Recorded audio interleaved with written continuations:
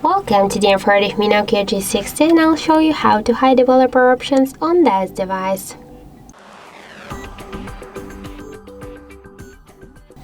So first let's open the settings application and then scroll down to the system section. If developer mode is activated, you should see the developer options section. So just to hide developer options, we should just click only once on the switcher near use developer options. And now all of the options here they are blocked. So let's go back to the system section and we can see that the developer options section successfully turned off and just hide automatically. So that's it. Thank you for watching, and if you find this video helpful, don't forget to leave a like, comment and to subscribe our channel.